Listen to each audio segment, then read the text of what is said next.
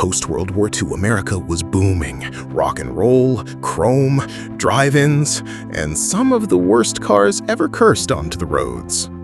While some automakers were dreaming of the future, others were clearly asleep at the wheel. These 7 cars from 1945 to 1960 weren't just bad, they were historically hilarious disasters on wheels. So grab your milkshake, hop in, and get ready to laugh, cringe, and wonder how these metal mistakes ever hit the streets. Make sure to subscribe and smash the like button. Number 7. In the glitzy post-war car boom of the 1950s, every American automaker wanted a slice of the sports car pie. Enter the 1954 Kaiser Darren, a car so ahead of its time it forgot to actually work. Designed by Howard "Dutch" Darren, the car screamed futuristic flair, fiberglass body, swoopy lines, and the now infamous pocket-sliding doors, which vanished into the fenders. Sounds slick, right? Until they got stuck. In the rain, with you trapped inside. Smooth. The Kaiser Darren's engine, a wheezy 90-horsepower inline-6, was borrowed from a Henry J. economy car. That's like putting a lawnmower engine in a racehorse. It looked fast, but moved like it had stage fright. It was supposed to be taken on the Corvette, but where the Vette roared, the Darren whimpered. Production ended the same year it began. Only 435 were made, and many ended up in garages more as conversation starters than cars. Legacy? The Kaiser Darren became a cult collectible, not for its performance, but for being one of America's prettiest flops. Proof that style alone won't get you down the road, especially when the doors won't open. Number 6. 1946 Hudson Super 6 pickup, the post-war truck time forgot. After World War II, American automakers scrambled to get vehicles back on the road, and Hudson answered the call with a warmed-over Lelic. The 1946 Hudson Super 6 pickup looked like someone stretched a sedan into a truck and hoped no one would notice. Based on Hudson's pre-war car chassis, this pickup handled like a canoe on roller skates. It had poor weight distribution, vague steering, and the kind of suspension that made every pothole feel personal. Under the hood was the trusty but tired Super 6 flathead engine, which by 1946 standards was already aging faster than a banana in the sun. In a booming truck market, it simply didn't compete with offerings from Ford or Chevy. Sales were dismal, and Hudson didn't even bother to keep the line going for long. Why you've never seen one?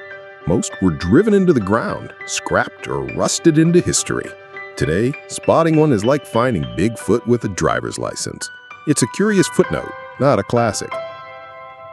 Number 5. The 1958 Edsel Corsair, a car so infamous, its name became shorthand for spectacular failure. Meant to slot between Ford and Mercury, the Edsel was hyped as the future of American motoring. What we got instead was a future no one asked for. The design? Legendary, for the wrong reasons. The front grille looked suspiciously like a toilet seat or an angry fish, depending on who you asked. That vertical oval was supposed to be bold and distinctive. Instead, it became a punchline before it left the showroom. The Corsair was one of the pricier Edsels, packed with features people didn't want at a price they didn't want to pay. And did we mention it launched during a recession? Yeah, timing wasn't great either. Ford spent the modern-day equivalent of over $2 billion developing the Edsel line. By 1960, the Corsair and its awkward grille were unceremoniously flushed from the market. Legacy? It's a classic now, but mostly in museums and trivia contests under what not to do when launching a car. Number 4. The 1957 Cadillac Eldorado Brougham was Detroit's answer to European luxury, A car so advanced, it came with perfume atomizers, a magnetic shot glass, and a brushed stainless steel roof. It was peak post-war American excess until it broke down, which it did a lot. This wasn't just a car, it was a science experiment on wheels. It had air suspension that promised a magic carpet ride, but instead sagged like a tired sofa. Power everything, windows, seats, trunk, memory settings, was cutting edge for the time, but most of it worked like a toddler playing with a circuit board. And the price? At over $13,000 in 1957, that's around $140,000 today. It cost more than a Rolls-Royce Silver Cloud. But unlike the Rolls, the Brown spent more time in the shop than on the road. Legacy? It's a stunning piece of design and ambition. Just don't expect it to get you home without a tow truck. A classic example of too much, too soon from Cadillac's golden age. Number 3. The 1949 Ford Thriftmaster bonus-built panel, a vehicle with a name longer than its expected lifespan. Ford advertised it as modern, rugged, and bonus-built. But what drivers got was more like a metallic marshmallow with delusions of durability. Sure, it looked tough, but underneath that hard-working exterior was minimal rust-proofing, thin sheet metal, and budget-grade everything. These vans were mostly used by tradesmen, delivery drivers, and businesses, folks who didn't baby their vehicles. And unfortunately, this Ford aged like an open can of beans in a rainstorm. Within just a few salty winters, many of these bonus-built bodies turned into bonus-sized rust flakes. Panels disintegrated, frames rotted, and paint peeled faster than a bad sunburn. Legacy? Unless you're deep into vintage commercial vehicle circles, yes, they exist, you've probably never seen one, because most of them rusted back into the earth by the late 1950s. A rare survivor today is less of a truck and more of a rolling miracle. Number 2. 1951 Crosley Supersport, America's lawnmower with doors. Ah, the 1951 Crosley Supersport, a car so small you could lose it in a parking lot under another car.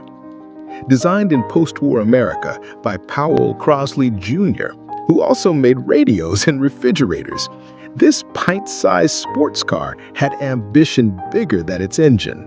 And that engine? A whopping 26 horsepower. That's not a typo, that's a tragic fact. Uphill climbs weren't so much drives as they were slow-motion struggles. With styling that looked like a soapbox derby car on a bad day, and safety features that consisted mostly of holding your breath, the Crosley Supersport never really had a chance. It was tinny, cramped, and sounded like a sewing machine under stress. Why did it fail? Simple. Americans in the 1950s wanted big fins, big chrome, and big V8s, not glorified go-karts with license plates. The Crosley was a microcar in a macro car world. It sold poorly, and the company shut down car production just a few years later. Legacy? Today, the Supersport is a quirky collector's item, proof that even in America, sometimes smaller isn't better. Number 1. The 1947 Davis Devon, the UFO that crashed on arrival. The 1947 Davis Devon, a car so strange it looked like it drove straight out of a 1950s sci-fi flick and crash-landed in reality. With 3 wheels, 1 door, and 0 practicality. The Devon was America's answer to a question no one asked. Built by used car salesman and master promoter Gary Davis, this fiberglass-bodied oddity promised space-age innovation, room for 4 aircraft-style controls, and sleek, futuristic lines. Problem is, the Devon had all the stability of a bar stool on roller skates. That third wheel in the front made turning feel more like gambling. Would it lean, tip, or just wobble dramatically? Under the hood? Not much. The performance was about as exciting as a lawn tractor on NyQuil. But the real kicker? The company was sunk not by poor sales, but by a full-blown fraud scandal. Davis took investments and orders for cars he never built. He even went to prison for it. Only 13 divans were ever completed, making it one of the rarest failures in automotive history. Legacy? The Davis divan is a lesson in hype, hope, and hubris, and why you maybe shouldn't buy a car that looks like it belongs on the moon. Cheers for watching, folks. Don't forget to like, sub up, and hit the next video for more madness.